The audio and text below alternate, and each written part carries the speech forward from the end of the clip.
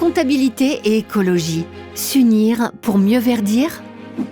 Dans la lutte contre le changement climatique, l'économie joue un rôle crucial. Mais au-delà des politiques publiques, un outil comme la comptabilité peut aussi servir à orienter l'action publique. Alors, qu'est-ce qu'une comptabilité verte ? Face à l'urgence écologique, de quelle manière peut-elle à la fois aider l'État et favoriser les efforts des entreprises ? Que nous apprend la recherche sur ce sujet ? Une comptabilité vivante. Quantifier, classer et communiquer de l'information. C'est le rôle de la comptabilité. Mais la comptabilité repose aussi sur des conventions, des normes et a vocation à être complétée, amendée au gré des époques. Or, à l'heure de la montée en puissance des enjeux écologiques, si la comptabilité évolue, elle peut aider à améliorer les résultats écologiques des organisations.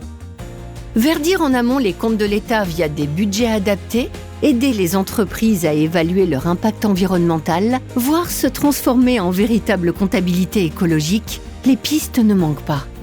Les budgets verts de l'État. Le savoir, c'est le pouvoir. Première mondiale en 2020, la France produit un budget vert afin de pouvoir évaluer et caractériser l'impact positif, neutre ou négatif des actions de l'État sur 6 objectifs environnementaux. Si le budget vert améliore considérablement l'information comptable communiquée aux décideurs, certains regrettent qu'il soit intégré seulement comme annexe au projet de loi de finances.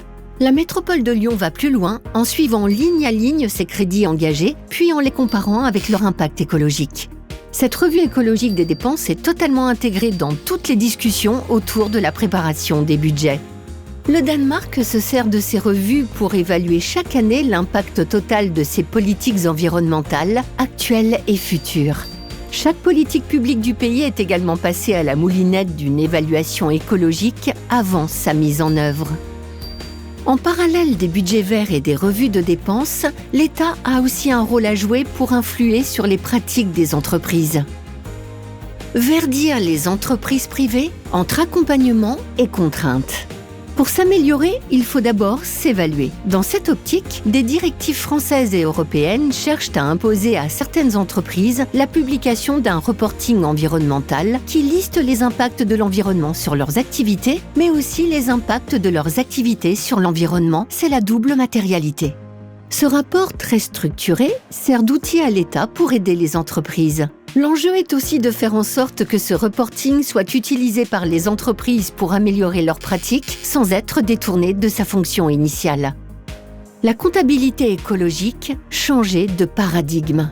Depuis les années 90, des travaux de recherche envisagent une révolution comptable permettant aux organisations de combler leurs dettes écologiques.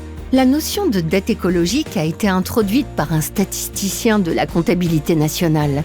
On considère ici que la différence entre ce qui est payé et ce qui devrait être payé pour limiter la dette écologique crée un passif, c'est-à-dire un montant à payer dans le futur pour dédouaner la nature.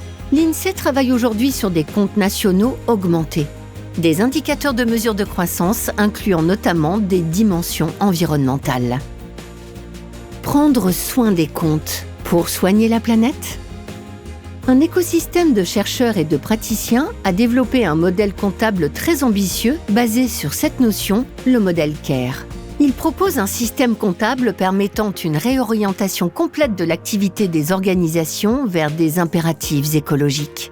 Ici, le capital peut être aussi bien une forêt, une rivière, un être humain dont on estime qu'il est consommé par l'organisation.